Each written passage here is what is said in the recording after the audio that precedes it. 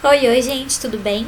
Hoje falaremos sobre o metabolismo energético, focando na respiração celular, na nossa meta 11 de biologia.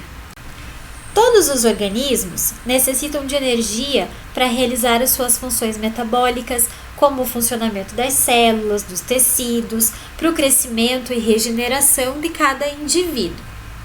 Existem dois tipos de reações químicas que envolvem o uso dessa energia. As endergônicas, como a fotossíntese e a quimiossíntese, que necessitam de energia para acontecer, e as exergônicas, que liberam energia, como é o caso da respiração celular, que falaremos hoje, e da fermentação. Nesse capítulo, nós falaremos sobre cada uma delas. A molécula de ATP. Toda a energia produzida pela célula está armazenada em uma molécula chamada ATP, adenosina trifosfato, composto por adenina, um açúcar do tipo ribose e um grupo fosfato. A energia fica armazenada nas ligações entre o fósforo e o oxigênio do grupo fosfato. Quando uma ação da célula precisa gastar energia, o ATP quebra parte da sua molécula, separando então um fósforo dos demais. Como resultado, temos uma molécula chamada ADP, adenosina difosfato. A principal fonte de energia de grande parte dos seres vivos é a glicose, cuja fórmula C6H12O6 é um monossacarídeo, um açúcar simples, lá dos carboidratos que nós já vimos. Os organismos autotróficos, que produzem o seu próprio alimento, são capazes de produzir a sua própria glicose. Já os heterotróficos, como nós, precisam se alimentar para obtê-la. A glicose funciona como a gasolina, o combustível das células. Graças a ela, as moléculas de ATP são produzidas. Vamos falar sobre um importante tipo de relação exergônica que libera energia, chamada respiração celular aeróbica. Recebe esse nome porque envolve o oxigênio. De maneira geral, as células realizam a seguinte reação química: utilizam glicose, C6H12O6, produzida no caso dos autótrofos ou ingerida no caso dos heterótrofos, junto com o oxigênio para produzir a molécula de ATP, que se forma a partir da junção do ADP, adenosina difosfato, com mais um fosfato, formando então ATP, adenosina trifosfato, e liberar o gás carbônico. A respiração celular é dividida em 3 etapas: glicólise, ciclo de Krebs, também chamado de ciclo do ácido cítrico, e cadeia respiratória. Glicólise. A glicólise ocorre no citoplasma das células, independente de qualquer organela. Lise significa quebra, logo, glicólise é a quebra da molécula de glicose em 2 outras moléculas, chamadas piruvato ou ácido pirúvico. Para que essa reação química ocorra, é necessário um investimento, um gasto energético de 2 ATP, que liberam cada um fósforo, se tornando 2 ADP. Durante a reação química de quebra da glicose, C6H12O6, em piruvato, cuja fórmula é C3H4O3, 2 hidrogênios são liberados e capturados por uma molécula transportadora de elétrons, chamada NAD, que, com o hidrogênio aderido, se transforma em NADH. O piruvato atrai alguns fósforos que em seguida são liberados. Essa liberação produz um total de 4 ATP. Pagando o débito inicial de 2 ATPs, o investimento inicial, dizemos que o saldo final da glicólise é a produção de 2 ATP.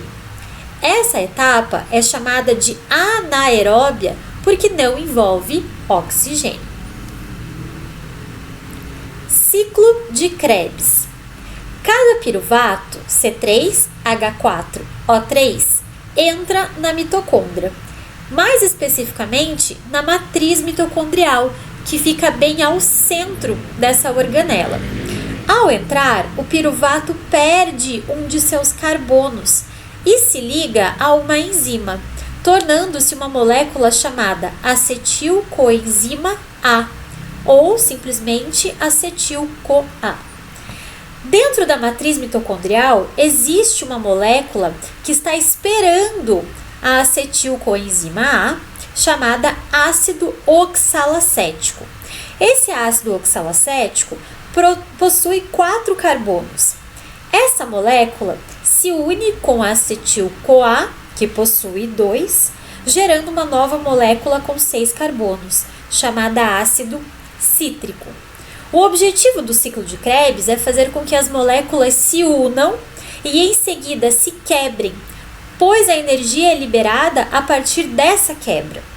O ácido cítrico, então, perde um carbono e esse carbono se liga ao oxigênio que veio da respiração e forma o gás carbônico, CO2, que será eliminado também na respiração, mais especificamente na expiração. Agora, essa molécula com 5 carbonos perde mais um carbono, voltando a ter 4. Sendo assim, ácido oxalacético novamente, que esperará por um novo piruvato que entrará na mitocôndria, começando novamente o ciclo.